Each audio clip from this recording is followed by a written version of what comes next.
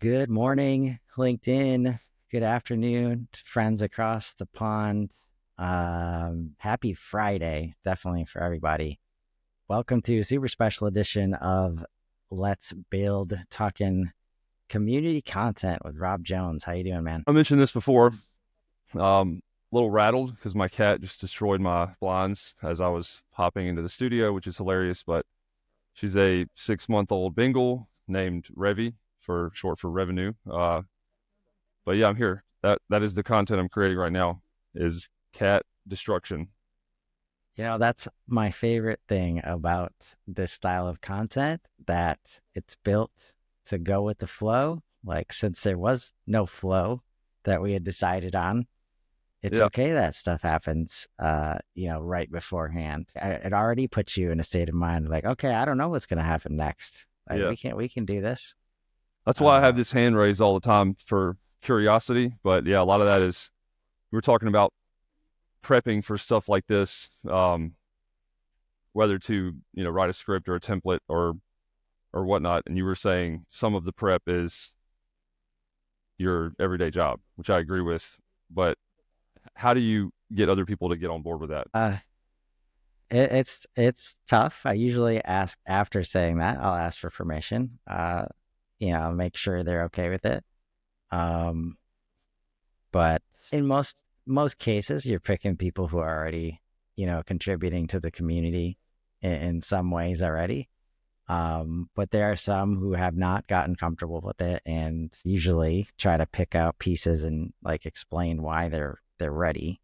And that's like, you see this post that you just made yesterday with this nice piece of like carousel. Like, you prepped for that. You created a lot of prep for that. And now we're just gonna talk about that. Like, right? Right. Because it's literally that easy. Or it's like, hey, you're having this sales conversation. Like I said to you yesterday, it's like, hey, we're going to talk about this stuff anyways. Is there any reason we just can't talk about it live? And then Live. usually Well, after the first one, that's the problem for most right? people, and I do this in like a coaching capacity too. Everybody is an expert behind the scenes, but presenting that information, the common term is imposters, and it's weird to me how little I know comparatively, and how the level of um, hesitance or fear or whatever you want to call it to be live and voice an opinion or give, like, act as an SME live. I mean, that is the operative word, or publicly, I guess, is so it's just like a human resistance, right? Isn't public speaking like the number one fear?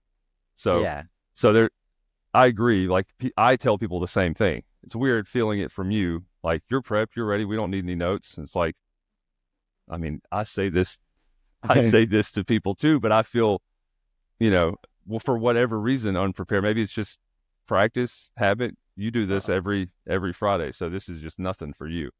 But getting in every here live in front of LinkedIn is like, however, I almost feel like however much you prep anyway, it's not going to take that edge off of, at right. least for me, like the live element of it.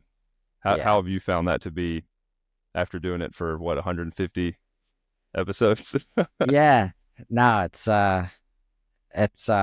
yeah, I've shared that, like, even your reaction with a couple people. It's like, this is how hard it is. Like, even somebody who I think is gonna be great on camera and does stuff all the time, also understanding what kind of stuff you normally do, which is, you put a lot of effort into your pre-production, and you produce some really quality content, and that involve, like, you remove that out, and it just creates uncertainty, right? So, like, until you do it the first time, like, I just, the reason I started is because, like, look, I have knowledge that I want to share. I know it helps people. I have all these one-to-one conversations all the time. I cannot, for whatever reason, get myself to do on-demand videos for anything. If I sit down at the desk and gonna write a post, like, I'll come home from the morning walk and I'll be like, all right, I just listened to this podcast. Now I got this post I can share. I'll sit down 15 minutes, knock it out. Takes me an hour every time, and I can't scale that. So I couldn't get into this, like, the 30 for 30 LinkedIn habit that I give that advice all the time. Could not get myself to do it. but I know I have, I say lower standards as far as production value and, just the knowledge that how much, at the end of the day, not nearly as many people are seeing this stuff as we think they are, even that, uh, and if we kind of put those barriers in place and we keep them in place, it's preventing knowledge sharing, right? Yeah, So so just there is a deciding, balance. To your point, you just said not nearly as many people are seeing this as you or I or one, right? Like just somebody thinks it is. But is that's the goal, I would say, right? Is for whatever it is, doing content or being on camera or doing video or sharing knowledge really is what it is, with just in different mediums or in different places. Um, the goal is for more people to see it so that it completes like the content life cycle, right? Like impact is the end of that. Now, whether it generates revenue or connection or whatever the purpose is, we want more people to see it. So you're right, but there is this element of like balancing production quality, time with speed, transparency, authenticity, right? That's in how you edit, how you choose to capture stuff. A lot of the stuff I do, weirdly, is less production time and value than you think. It's just, some of the most popular stuff is intended to get who I view as the real subject matter experts. You, my team at Rev Partners, Darmesh. I mean, I don't even call it pandering. I just love that guy. So some of the crazy stuff I make is just like, go look at Darmesh, right? Look at what he's built. Look at how he still operates within the community. Look at how he lives out like HubSpot's solve for the customer value. And really that went from a place of humor to cover for I'm not smart as a lot of these admins, right? I'm not on that technical level yet, to aligning with HubSpot's really their partner day message and goal last year of like we're going to increase TAM to I think 76 bill, whatever it is. And what that requires is more people looking at whatever in HubSpot's direction, I'll say. yeah, So there is this, I mean, there is a need for people 100% like you and like Daniel Urban and like Shadab Khan and definitely Kyle Jepson.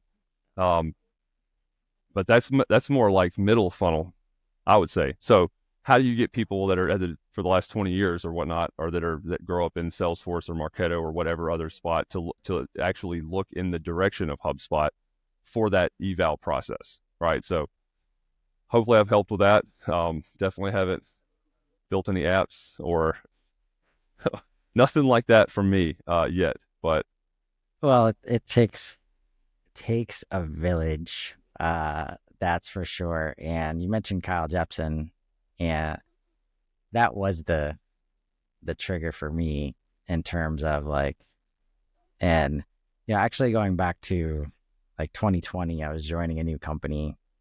The first time I had worked with any company more than like 10 people, and I was a big fan of They Ask You Answer and StoryBrand.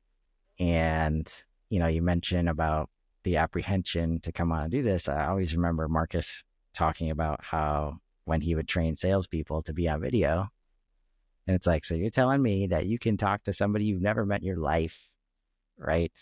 Just fine. But if I show a camera, like you can't talk, like no. And then they do it 3 times and they're like, oh, okay, yeah, this is fine, right? I always thought the limiting factor was going to be the expertise, right? But when I got into the big company, it's the process of getting the expertise into the content in a way that is consistent and in a way that people can show up every day and, be proud of it, be sharing information. Because one of the things I loved to do there was just get like PhDs like in a room together, and like I just sit back and like when they're giving each other like, insightful, like, oh, aha. Like when you see really, really smart people doing that, it's yeah, like it's my favorite thing, that's my right? so yes, that's why I think we're friends already. My favorite thing is seeing people do what they're good at and helping them. And I'm not good. I'm a what is a jack of all trades, master of none. I love watching people. So like the Olympics, I nerd out on the weirdest stuff, right? Like highlight videos or in whatever it is. people in their element is my favorite Yeah. thing. It's crazy you mentioned StoryBrand. I grew up reading Donald Miller, Hmm. Blue Like Jazz, all of Father Feet, all of that stuff are I love before he got into StoryBrand, right? So their concept of like the 7 elements of a story and building content around that. This is my PSA or message to anybody that happens to watch this.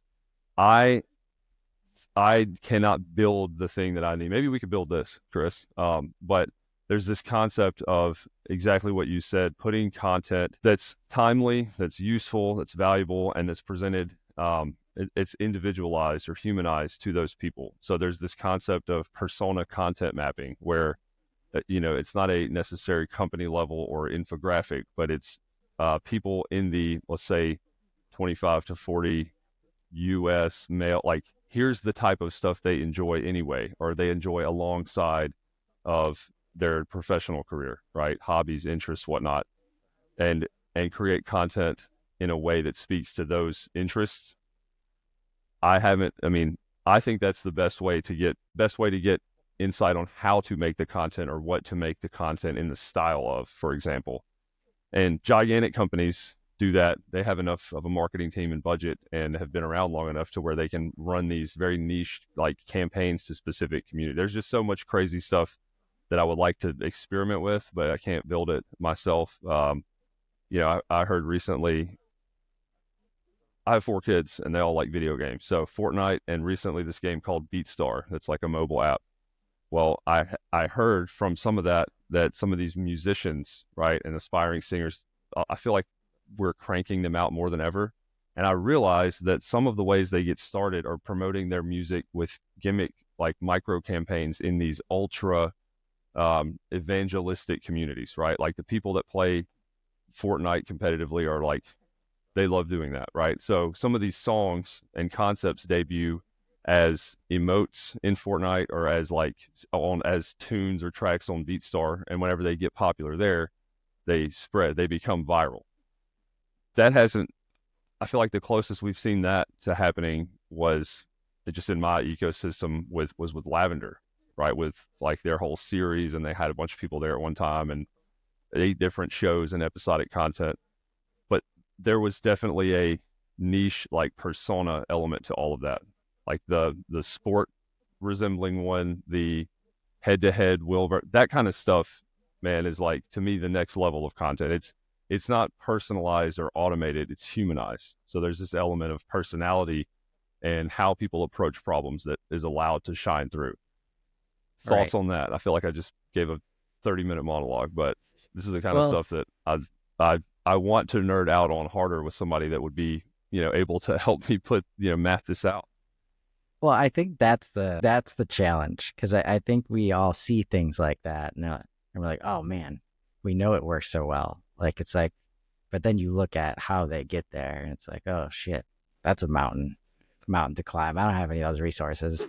But then on the other side, because this is where it's like, well, bigger companies do have these resources. They also can't move in the direction of the trends, like hardly at all. Well, they And what can, but they was can't move it as fast. Like, right. And there's more risk and like because what's super interesting, because I did had some sessions with Mark Hans as they were getting feedback about this micro learning stuff. How are we gonna get external creators helping with academy stuff? And I told him straight out, I was like, I want to answer every question with just do what Kyle's doing, yep, right? Like he's figured it out. He's doing videos every day. He's got, uh, the weekly series. Then he had it on the LinkedIn Live, and and I experienced this on the inside of the global company. Like they cannot replicate that. I'm like, just make 10 more of those, and then find a way to do 100 of those people outside. yep. And so then it got to the point where like, okay, I'm gonna just stop like complaining and just start doing it. And what was amazing, but not surprising, and this is where I go with clients now, like the cadence. Like if you know that to achieve this goal, generally it's either you want to be top of mind for customers, for buyers, knowing they're not always in the market, and whenever they are, they're going to look to you. Bam, whenever they are, right? Was it Right. 3 to 5% of the time? So exactly that. For Kyle, this was crazy and eye opening, right? Like I'm a social media consumer, or I'm a content consumer as well as a creator. I feel like it's necessary to get all my ideas from people smarter or more funny or more creative than me. Um, but Kyle is like he's built it into such a cadence and in so many different areas, which is what I don't know if you said that or not. He's on LinkedIn. He's got a newsletter. He's at HubSpot. HubSpot can reshare. I recently found out because I'm not on Instagram really for whatever reason. But I found out he has a HubSpot tips and tricks or orange hat like Instagram account, which having these qualitative interviews with people like last year at Inbound, I wore a I wore a shirt that drew the ire of some people, and one of the security guards was like, "You shouldn't put that on LinkedIn. Nobody's going to care or see it. If you want Reese to see this, put it on Instagram." Like that to me was like, okay. And then I think 2 or 3 weeks later, I put two and two together that somebody preferred using Instagram for Kyle Jepsen HubSpot tips and tricks. That was like acceptable. So there's this concept of people's preference when it comes to platform. What type of content do they expect to see there? For me, Instagram, not much of anything because I don't use it. But Right. LinkedIn, all kinds of stuff. Some of my favorite stuff is Brian Montoya, who cannot figure out what he's doing, but it makes me very interested. He's top of mind all the time. And then I would say like the usual players.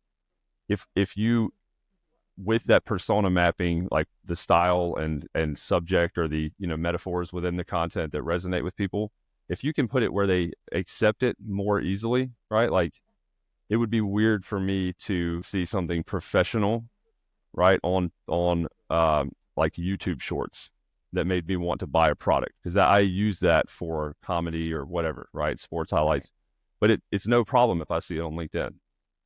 That's just me, but I'm sure people have bought things or like are more prone to being influenced or swayed by content on different platforms. So that's now the challenge, right? Aside from just formatting like vertical, horizontal, all that stuff, is where are people most receptive to which types of content? And the other this I feel like you said not many people are tuning in live. Hopefully they aren't to hear this part. But like there's an incredible amount of validity in Kyle's content because he works for HubSpot. Like I don't know if I predicted this or said it or was just full of shit or I don't even know if I could say that, sorry. But um like there's because of the rise of content and video and ways to enable that and make it quick and easy. And I would say like the rise of access to the internet. So anybody with an iPhone and like a personality can have success, right? I see that kind of Right. stuff on LinkedIn all the time.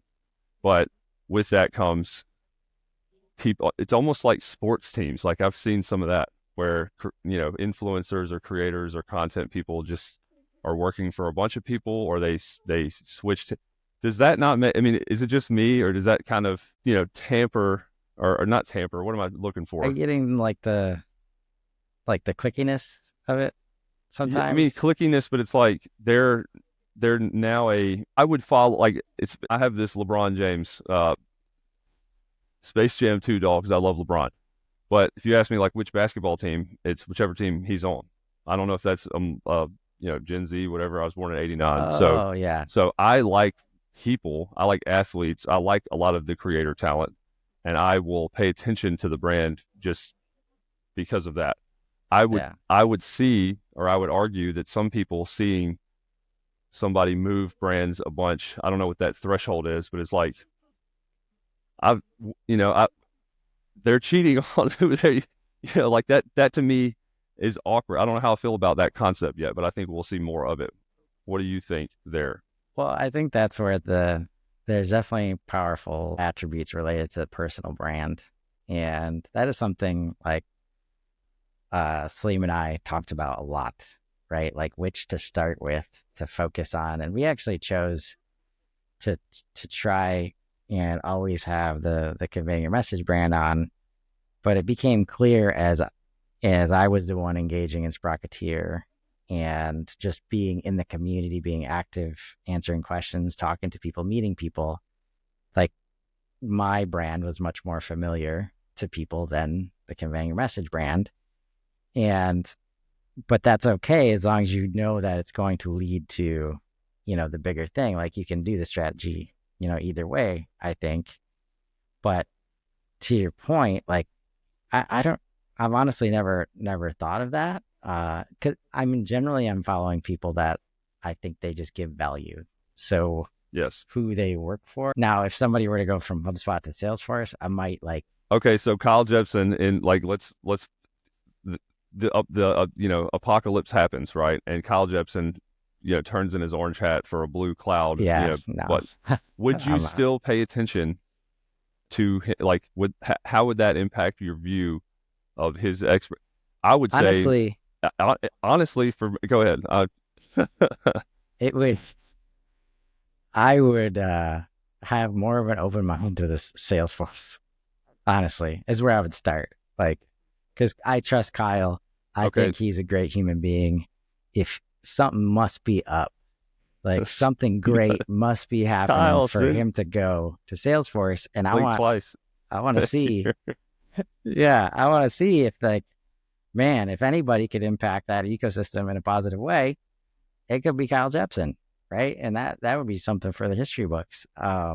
Yeah, I But that's mean where it's like that it this is is all not. about We have no this. knowledge. I would. This is never going to happen. But that's Yeah, the point I think Chris is making is I would kind of be like, huh, something must be up also, and it's because of the trust and authenticity he's built, like familiarity, all of that. I mean, it would be a shock, but I would also think just on a human level, right? Like they probably can like, man, HubSpot let one get away. Why didn't they match the offer? It then again turns into this like athlete type of thing, right? It's like right. he was offered more money. So Yeah, that's interesting. I mean, one of the cool things about community content is trying it internally, which at Rev Partners, if you if you see us in a post or a video or on social, everybody works here, which is comforting, right? yeah. There's a popular video. I don't think I should name the company, but everybody has seen it. But it's like this HR dance sing along. And I think that the guy in that video does like other spots. Like I saw an ad for him in another, Yeah. which immediately kind of, you know what I mean? Like Oh it yeah, breaks some authenticity like is that the immediately. fifth wall? I mean, how many walls are there? Right. Is that one? Is the sixth wall? The wall was broken. And Yeah. I don't know if that's a normal concept or if I'm alone in that. I don't think I am, but that's important, right? That's Right. important in where you choose to put that content. If Chris Carolan becomes like even bigger of a brand, you're going to have to stay on LinkedIn, right? Or wherever a lot of people know you from in Sprocketeer, right? But you can also, I would say, like test different personas in places where people don't frequent together, which is an Right. insane concept. One of the things we're doing is putting out like testing different watering holes. So we know that Pinterest is not like for a lot of what in our ecosystem, there's not a lot of Pinterest boards. There's just not a lot of content there. But the HubSpot page gets 1.1 million views a month, like traffic through. So people are looking for Pinterest related solutions or ideas or graphics that are RevOps, HubSpot ecosystem based. And there's just not a lot of, we could go do something there or somebody that prefers that as as an RP, in this case an RPer, but as an employer, and go build a brand for certain platforms like LinkedIn, exactly where we are now, right? It makes sense to do lives. It makes sense for it to be a discussion, kind of podcasty back and forth. It makes sense to be philosophical and hands-on. Does that make as much sense on Twitch? Probably not, Right. unless we're also playing a video game, right? Like that Yeah. kind of stuff. Man, I don't Well, know. that's the thing. I think there's uh, the only way this works is, and that's how Salim and I got it started last summer. Like we were playing Satisfactory. It's just like, let's just go, we're just going to record for as long as we feel like, and then we're going to split it up into clips. And that's going to be bam, 2.5 hours of content. Yep. And that was the first episode of like manufacturing marketing. And, but for me, like I'm definitely in a, in a blessed place where I don't have to tie everything to revenue and, a greater business goal. So I can actually focus on, like, either way, the goal is important. And when I decide the goal is like priority number one is the knowledge sharing, because I was experiencing, and there was still revenue concept here. Like, if I can't close deals because of this knowledge gap that has been created, and everybody's in it because HubSpot has moved so fast. So when I run into internal HubSpotters that find a way not to know enough, and usually it's not on that. They're not, like, nobody's in a position because it's moving so fast. So at that point, it's like, okay, we need to embrace that nobody could possibly keep up. So instead of assuming anybody knows anything, start from a place where, hey, I know this content is going to help at least one person, probably. And if we can do that every day and we get that feedback, it's probably helping 10 others. But I think the interesting thing here is, since this knowledge gap is so expansive, everybody's in it. Like, all of the stakeholders, partners, the internal teams, like every single, even the most technical of teams, like the product teams don't talk to each other.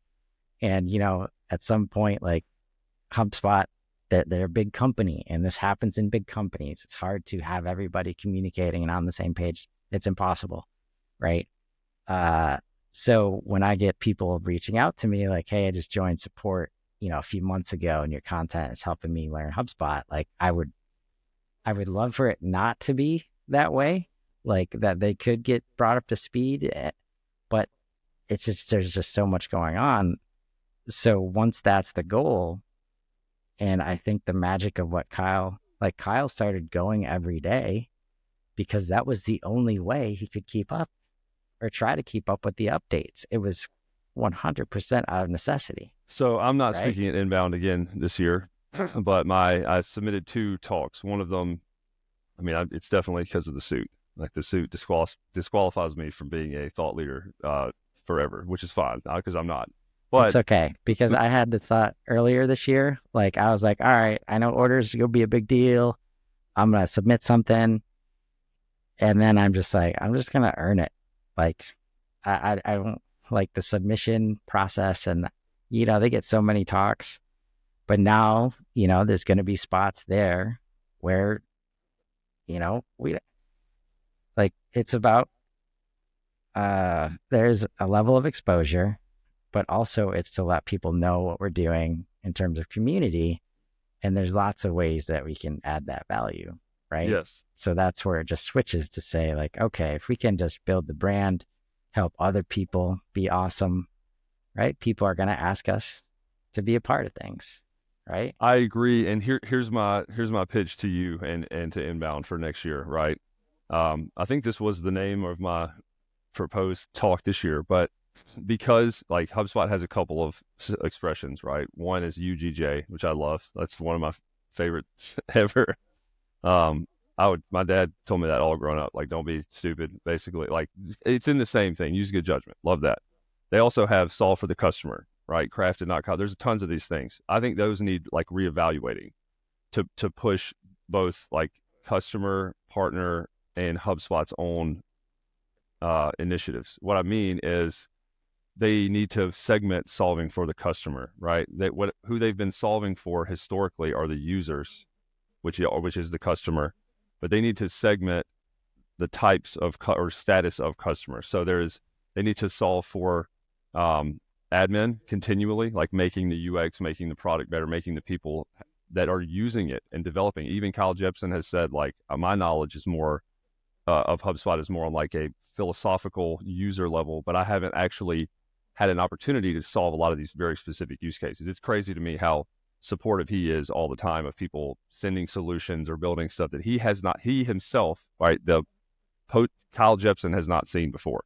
So that's one segment. The other segment that I'm more interested in solving, and they're going to they have issues with this now, is solving for the future customer or solving for the prospect.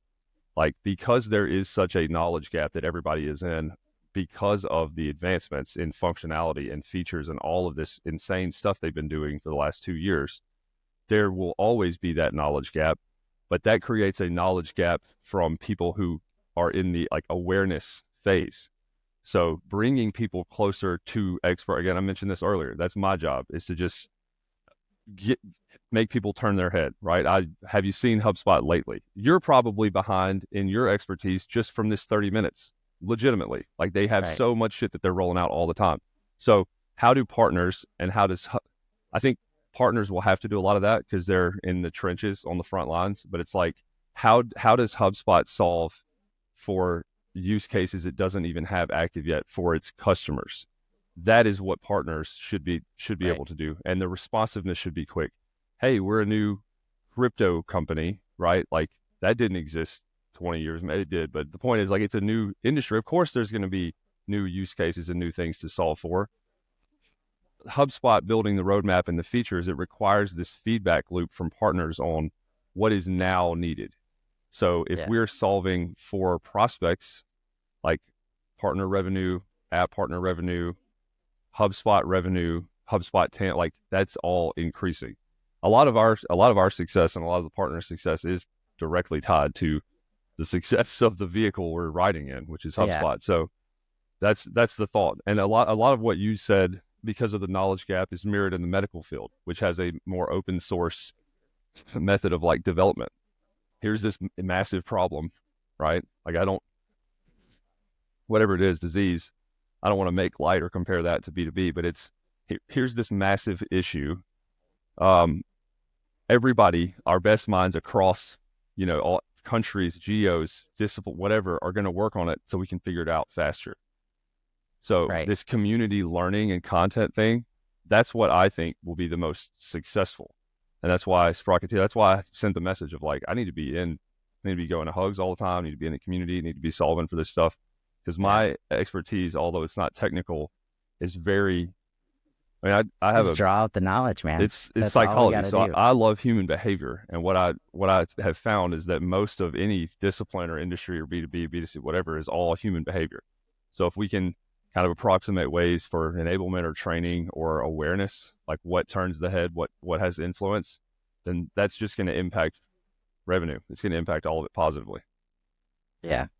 Yeah. Cause to your point, like, and where some of this started, like, I got a referral from Kyle Jepson because I've made it very clear to everybody I was trying to be the HubSpot orders guy and B2B order portals, and I got a um referral via email from him. I'm like, really, like the best possible person you could probably get a referral from. And as I get to that conversation, they're like, yeah, we just got enterprise everything and we're thinking about doing this. And then you discover how far away they are from actually getting to the point where they could accomplish this thing that they're wanting to do because they've got this IT team and right. And that's the expansion into customer platform from point solution. Now we got to learn how to talk to the whole organization, right? And no, so there's all these gaps. And this has been this gap, like you mentioned, the medical field and like how we create like really like an existential issue that everybody needs to work on. As I started thinking about this, like, because I had proof of concepted the what I was calling the B2B pizza tracker, client portal. Like, can we just update order status for people without them having to call email? Right? I thought it was a manufacturing thing. When I got into this, I understood very quickly it was a B2B problem, Yep. right? And then I'm like, okay, so we've been in CRMs for 30 years. We still have industries, like entire industries, still working out of spreadsheets when it should be the most important tool of the business. And we still have the 70% digital transformation, failure rates of projects.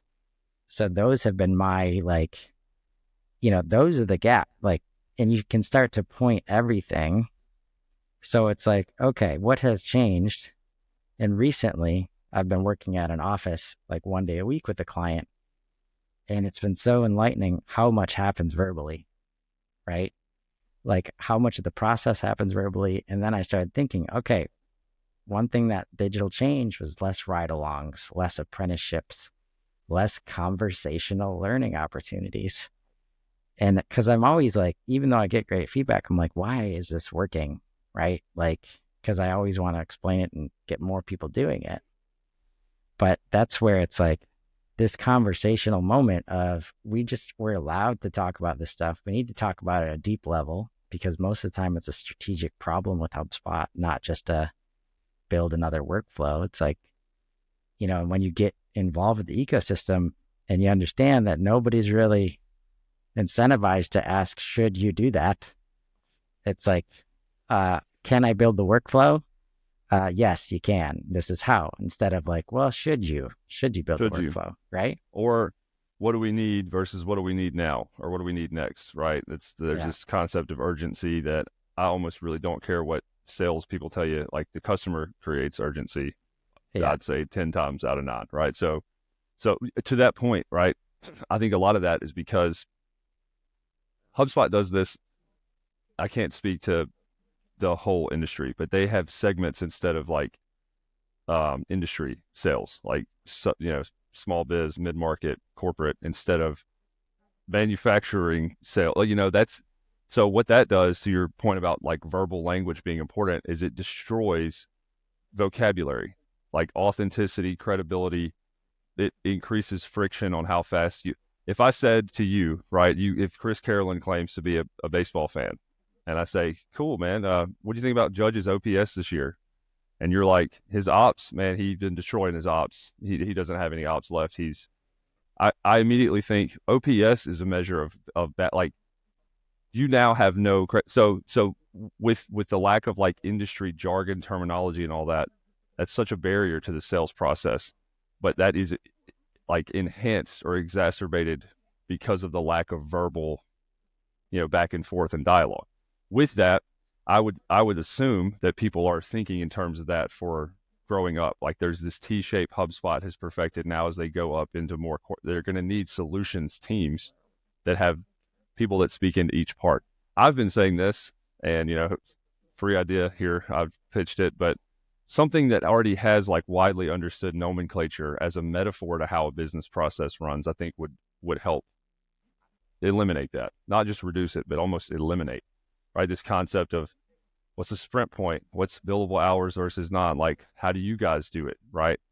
There's a transition piece that's like instead of I don't know, an audit, right? Audit makes me think taxes, IRS, something bad. I don't want to audit ever about anything. Yeah. But this concept of like triage, right? We're going to triage the problem and see a solution based on that. Like there's a very real medical parallel to services providers. This is a triage phase. Turns out it's not that bad. Like we're not diagnosing or selling you. We're diagnosing the problem and pain. And now whatever it takes to fix, it takes to fix. Most people, an onboarding is a project. We view it as, your CRM is a product. So it also helps to establish realistic timelines, right? If I'm, 500 pounds and go get gastric bypass and lose all of it and then eat poorly and don't change habits, right? Or no exercise, those types of things will lead to that again. It's the same, I would say, for like data, hygiene, process, all of that is you can fix this new thing, but unless you change your behavior and adapt certain processes the right way, you're going to have this problem again. And we see that all the time. I'm sure you've gotten a share of stuff that's like, a close lost or whatnot. And then a couple months later, they're like, hey, didn't work out. Coming back to you. That's do you agree that like the use of common terminology, universal terminology almost would help facilitate like a smoother sales Yeah. slash onboarding or education process? Because that's a lot of what we do. Yeah. I talk about common language and the need for it all the time. I know Winning by Design is working on that to some extent, and I've Yep. just started learning about the concept of a revenue factory. Shout out Sid Uh, Kumar. Sid Kumar gave me a bear hug at Southbound, this event we did, and asked me to sing him a walkout song, which I failed at, but I did. It was Hit the Road Jack. Hey, So that's the yeah, key. You just show up, Rob. show. That's the most for me. That's the most important thing at this point. Because so it's one of the few things we can control, right? Like, uh, you know, last Tuesday was a great example where inbound, the seats were opening up for general admission, and then the site went down. That day, I was like, hey, I'm going to do an unboxing episode for inbound itself. And I first posted at 8 o'clock, or I scheduled at 8 o'clock, and then I realized it wasn't until 10 o'clock. So then I moved it. And then, like 5 minutes before 10 o'clock, not only did HubSpot go down, what I first noticed is that Xfinity was doing work in the neighborhood and I had no network. So I'm like, all right, we're just not messing around with any of this. 4 p.m. it is. But at the same time, that's the admin hug time. And somebody from Typeform who had prepared a lot, I would imagine. And, those presentations are for 200, 300 people. And you put a lot of effort into those. And HubSpot was down and they didn't get as many. And you saw them come over to LinkedIn Lives. Lucky you have somebody like that, like Kyle, that can even do that kind of pivot. But then there's only 15 people over there watching. So you put in all this work, and it's just the environment that we have to operate in does not support kind of that anymore because there's such a great risk of this chaos just hitting you, right? So when you embrace that and you can move quickly, it makes it okay to just, if you're there every day, you're gonna have some wins, you're gonna have some losses, but it's been by far the best learning. It's like it's a master class in content creation, for me. And that's the part where it's like, okay, if I can expand this to others, and when I see Brian and Danielle have a show without me, like that's the next level, right? Like just helping people realize that they have knowledge to share and it's okay to share it in the way that they want to, Yep. because that's the only way it gets. And the thing that was amazing, George B. Thomas, we did our first, Does anyone not like that guy? I love George B. Thomas. I mean, right. No, I love him to death. That's for sure. When we did our first customer platform hug in June, I reduced the amount of planning and preparation that he was used to. I'm like, look, man, we're trying to tackle this gap between point solution and customer platform, right? We got to have deep conversations. They need to go where they need to go. And we get done with that. And after some real, like we talked, like Tony Dowling brought up like capitalism and some deep conversation, but George got to the end of that. I was like, damn, that was some pretty good content. We didn't prep that much, right? So when somebody who's been in the game for 12 years and been showing up every day already, even like now, how much of an unlock is that George he can create more content, and that getting to the scale that we need, right? We've got to find ways, and that's where the schedule. And as soon as I could, I'm getting more people involved doing multiple per day. It's like, even when they wanted to do prep, like build something out in HubSpot that they could show, right? They wouldn't do as much. But we get in the episode, and part of the inspiration is when you see the admin hug every week and you see people like Kyle, like product managers, get surprised by yep. what HubSpot is doing at that moment. It's like, okay, this is real life HubSpot. It's not the 1, 2, 3, 4 done tutorials. That's not real life. So when we get in there, it doesn't matter how much you built already. We can spin it to say, okay, you want to do this, but we haven't set up this part of HubSpot yet. So that's not going to work. And we start to talk about like the foundational stuff.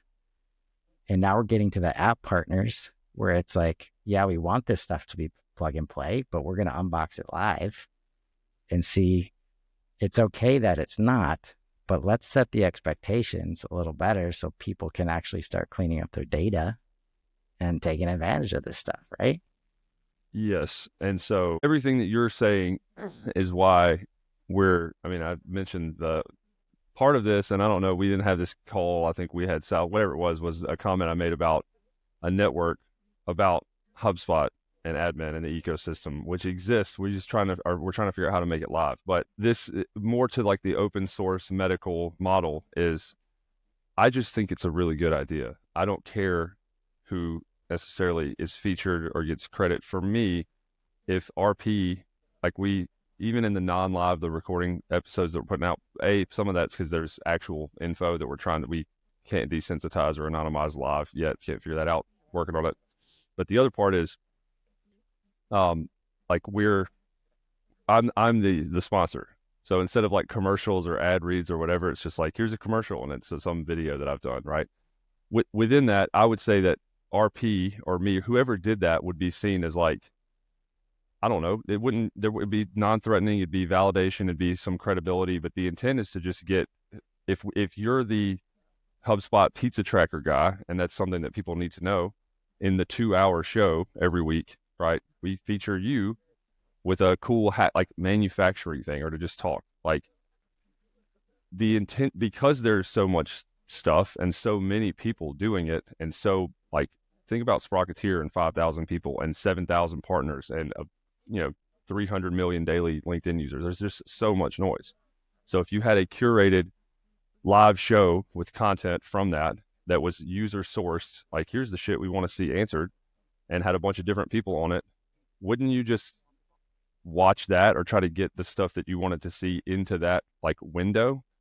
It's content curation, but it's with the intent to solve actual timely problems for the entire community, Yeah. and maybe laugh when you do it. So Yeah. yeah, Definitely get the edutainment in there when you can. And that's why I love, the approach you're taking. Like you definitely bring a lot of that to an ecosystem that needs quite a bit of it.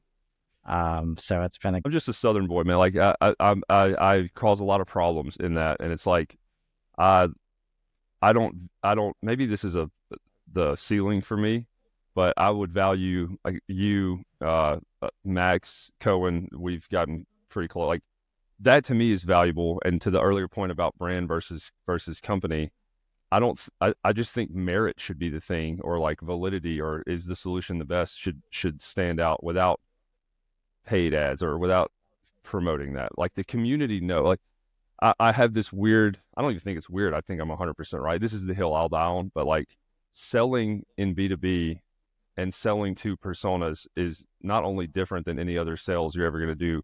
They understand the game probably a lot of times better than you yourself do, right? So it's odd to me to see all of the sales, marketing content, like thought leadership and best practices, and then see it employed and receive it and be like, I've I've read about this play yesterday.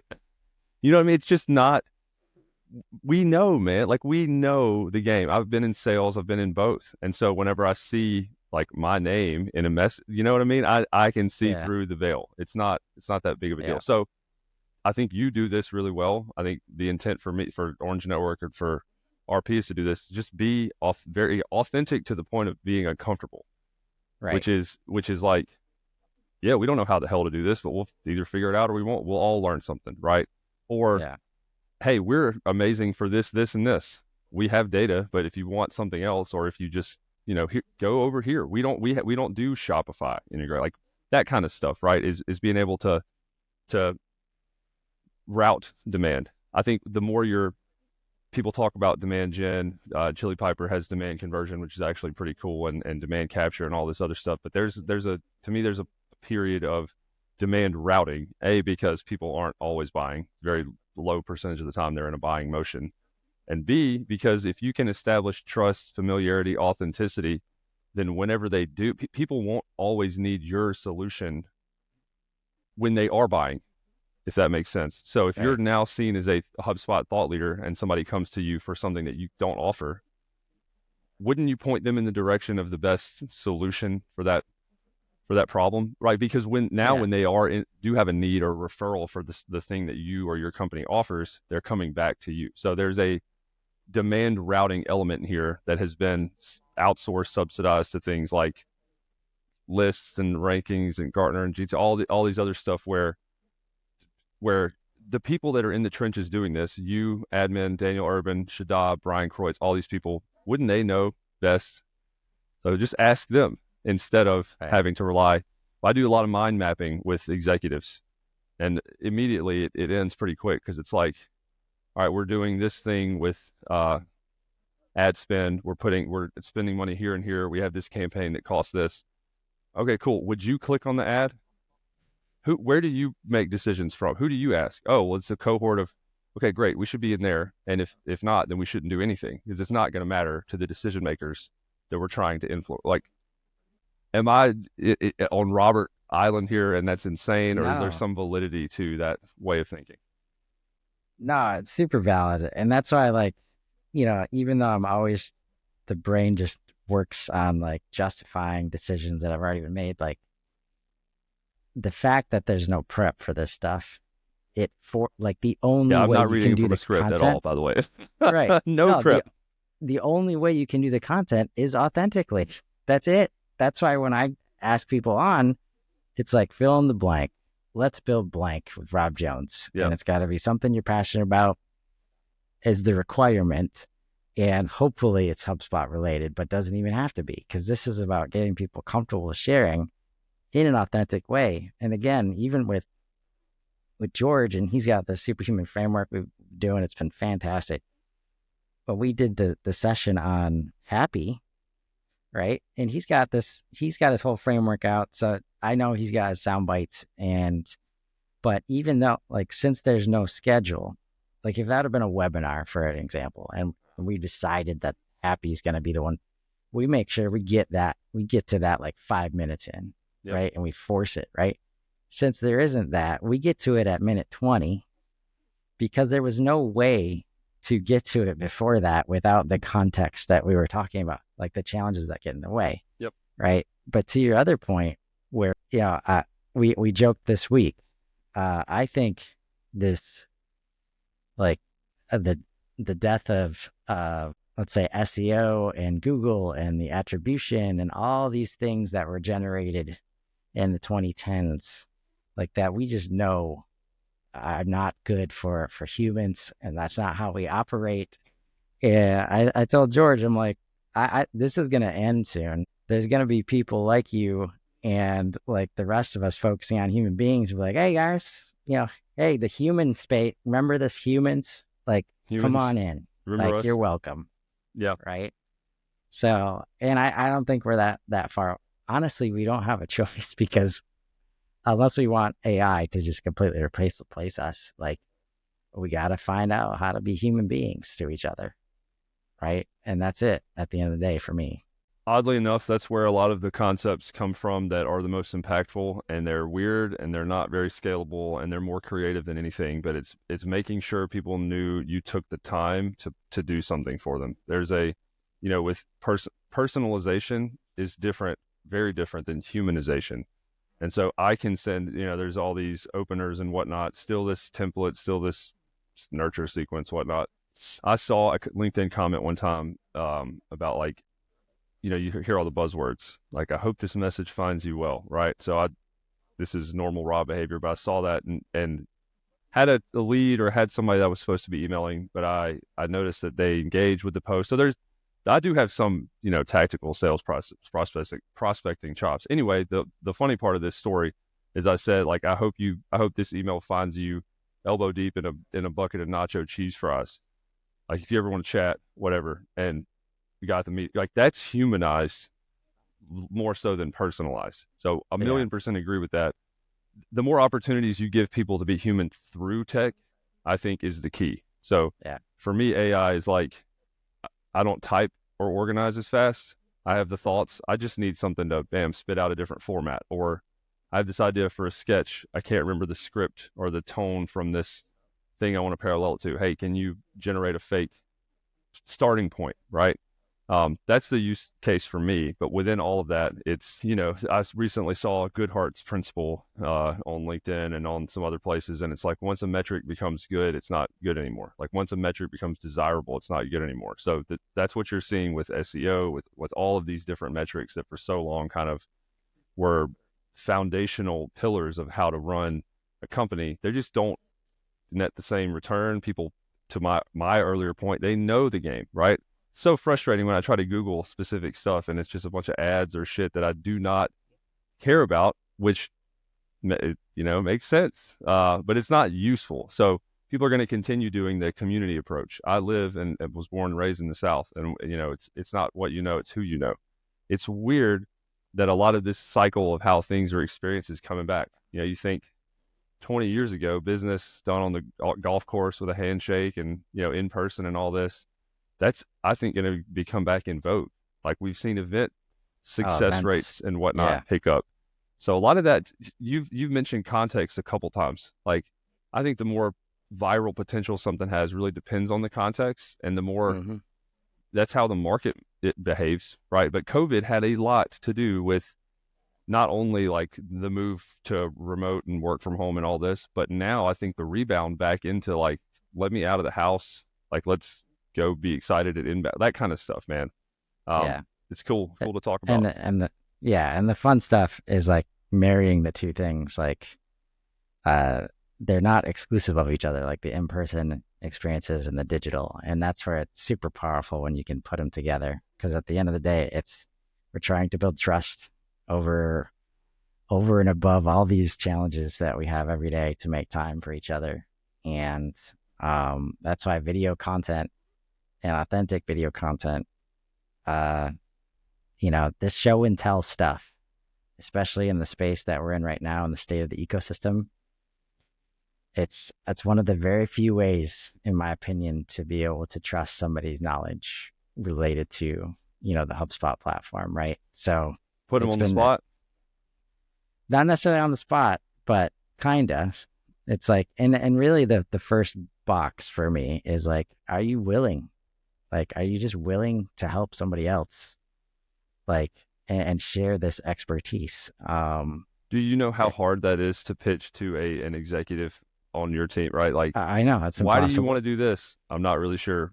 How much, like, what immediate return? I don't know if there will be any, right? Like, get this gifting content type of, it's more responsive, it's quicker. It almost requires you be more like risk willing, if that makes sense. Like, it yeah, would never work at a giant place like HubSpot because they have so much red tape and so much evals. right, But I mean, you kind of experienced this to an extent, and then we got bogged down. But like, I send people like fake songs or parodies or whatnot all the time with no, I don't need anything in return. I was just thinking about them. I enjoy doing that, but it's opened some doors, both connection, career advancement, personal growth, network, whatever, and revenue. 100%. So yeah. is that kind of what you're talking about? Like give it away? Well, yeah, like if and that's like if we're still framing everything as leads and pipeline, this kind of shit doesn't work to the executives. But when we're talking about like connection, conversations, and relationships, like because literally like it's so hard to measure. But this stuff is happening not exactly like this, but every day right now there is qualitative feedback that I get from somewhere that this is working. And there's some big stuff in the works that will lead to revenue. But like yesterday, because I am trying the multi audience thing, I just started experimenting with that yesterday. Like my old stomping grounds is material science. Can I start doing a show there? And that's a classic case of the acronym CRM means something else Yep. in that space. It means certified reference material. So we're gonna see how that goes. But That'll be interesting. yeah. So yesterday, I'm planning that show, and I asked I asked Josh. I'm like, "Hey, man, good to go?" Because this is the first time he's doing this, but he's somebody who speaks at conferences, so I know he has knowledge to share. And again, I was like, he's like, "What's the topic?" I'm like, "Whatever questions you asked in sales calls, like sales visits. Let's start there. Like the stuff you do every day." So when he was sharing some discomfort with me, and I had done the episode with George about humility, right? Which is like, hey, it's okay to be uncomfortable. You don't know everything. You can't know everything, and that's okay. Send him And that. you're lying if you say that you do. I mean, like Right. I would say in almost 99, especially HubSpot, if George says I don't want to go down that route. There's Yeah. like HIPAA, right? In anything there's no way people have figured all of that out yet. But sorry for interrupting. Right. Yes, that's important. It's important to lean into like if anyone else tells you they know it all, don't trust them. Right. Yeah. And but that space, like, and when I talked about it with some other people, I was like, this could have been a sales motion where a customer has a question. and I have the perfect piece of content, right? And Yep. in this case, since my goal is relationship and we're creating content together, and I know good things are going to come from that because we have similar audiences in the space as we're trying to grow, then an unsolicited share from him on LinkedIn, a very meaningful share, right? And that's the kind of thing, like, can't measure that. And then later, like, we're both going to be at the same trade show. And he's like, hey, I've got to submit today. Do you want to co-present something? And I was like, I'd love to, man. Like, and those are the things, like, I can't measure that, but you know, since you're the one that's usually going to shows, executives, or, if you understand how important relationships are, like, that's powerful. And don't make me try to measure it, because Yeah. then we never get there, right? I forgot I have a meeting after this, but this has been great. I want to say this one Yeah. thing, and this is Yep. more like a mind map stuff. If I say now you're ready for something, so it's not going to be the same effect, but I'll try it anyway. If I say Rev Partners, Yum. okay, I didn't even say the right word, which you caught, but there's this concept of like limbic resonance that keeps you top of mind for that. I like doing it with music. Like if I were to tell you to like recite your alphabet, probably going to sing it, right? So that's a weird example, but the more that you can say, there's, I care more about infinite correlation than causation because there's so many. The buyer's journey is a vortex of swirling terror and anxiety and all that. It's not linear. So with that, you have to remain top of mind somehow so that you're associated with that. And that what you're talking about, like showing up authentically, all that is helpful. But there's this cadence, there's this amount and frequency with any type of attribution. That one is Red Robin, but you've just heard that and it imprinted. And so if that comes up, you immediately in that context think about it.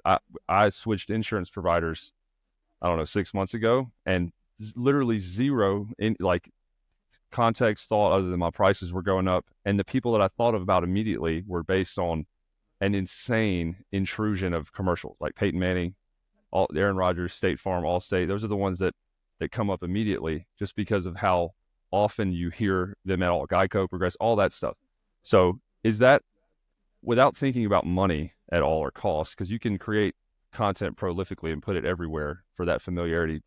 Do you think a a HubSpot, be whatever company, can achieve the same results? Like, do you think there's merit in trying to pursue that type of like mechanism of Oh, yeah. familiarity? Yeah. I mean, it's human behavior. It's showing up like, this is how you stay top of mind. You can only stay top of mind in a world that's so noisy is if you're in front of me every day, Yeah. right? And that's where it's like, once I'm you gonna send you just a agree, big fat head of me to put on your wall behind you. That way you think of me in your nightmares every time. exactly. But the behavioral rule of, the mere exposure effect, right? Yep, That's real. it Like, is. and nobody can deny it. And that's where you start to put these pieces together. This Now is we're where I go talking with things. sociology. Yes, the This is right. songs do that too, Chris. That's what you're Right. saying. Is the more I can hear a song and hate it. I hear it again, third time, fourth, 10th time, I'm singing along. Yes, that is a fact. That happens. It's Yeah. reverse habituation.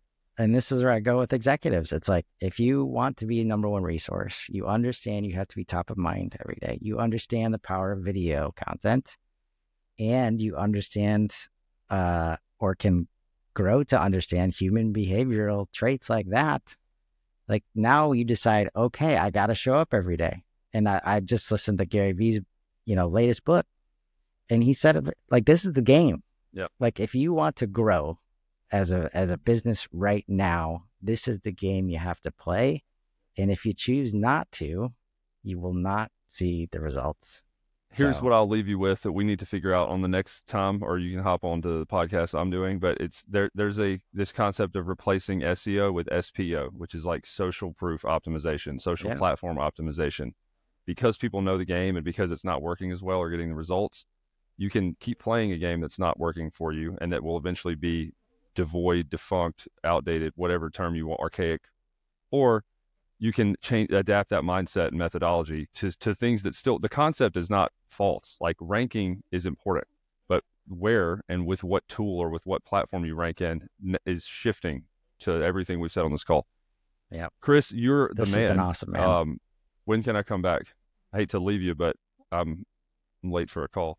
I'm sure there'll be some stuff to talk about post inbound. And I'd love to stop in on your show and see how you do things. So I thank you for coming by, man. Yeah, I'll get you an invite. I know, do we have to stay on after we hang up the recording? Yeah, just Word. 1 second. We'll get the thing uploaded. But for you guys that have been watching, if you got knowledge to share, find some opportunities and let's grow. Have a So, great day, everybody. thank you. Stay awesome.